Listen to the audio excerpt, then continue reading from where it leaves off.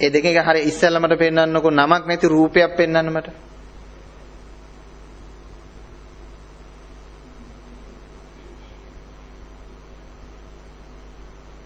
හොඳට කල්පනා කරලාද කිව්වේ?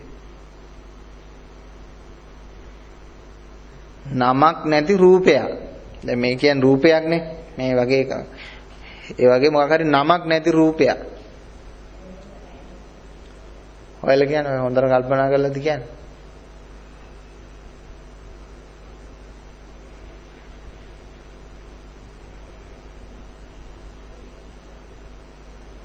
එහෙම නැත්තම් කියන්න බලන්න රූපයක් නැති නමක්.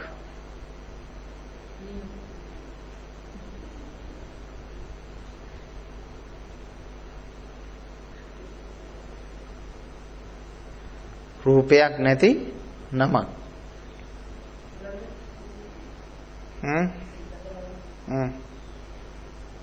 සුළඟට රූපයක් නැහැ. එතකොට ස්පර්ශ රූපය තියෙනවානේ.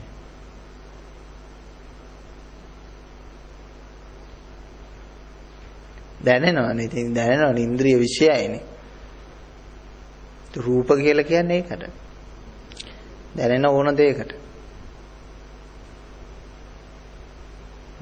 රූපයක් නැති නම.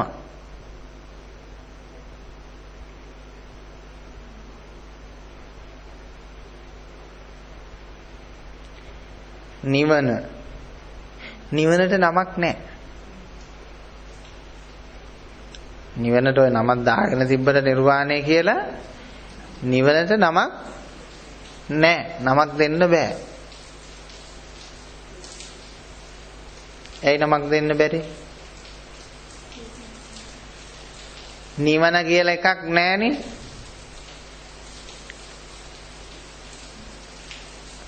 ඇයි නමක් දෙන්න බැරි? නිවන කියලා එකක් නැහැ. එතකොට මොකද්ද ඔය අවබෝධ කරගන්න උත්සාහ කරන්නේ?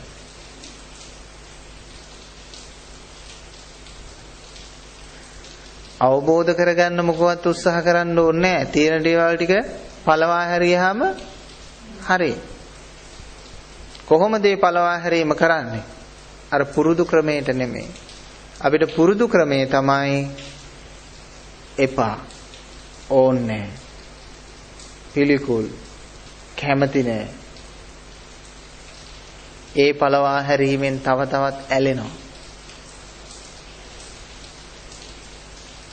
ඒ පළවා හැරීමේ තව තරක් ඇලෙනවා. ඇලීමත් ඇලීමක්මයි, ගැටීමත් ඇලීමක්මයි. මේ ලේන්සුව ළඟට ගන්න වුණත් මේක අල්ලන්න ඕන මම. දුරට වීසි කරන්න වුණත් අල්ලන්න ඕන මම. හිතෙනුත් එහෙමයි. යමක් පළවා හරින්නත් අල්ලන්න වෙනවා, ළඟට ගන්න අල්ලන්න වෙනවා. ඔය ක්‍රමේ භාවිතා කරලා හරියන්නේ නෑ අතහරින්න. තියෙන දේවල් තියෙන තැන්වල තිබුණාවි. එතකොට යා මේක අල්ලන්න ඕනේ නෑ. ළඟ තියෙන දේවල් ළඟ තිබුණාවි, දුර තියෙන දේවල් දුර තිබුණාවි.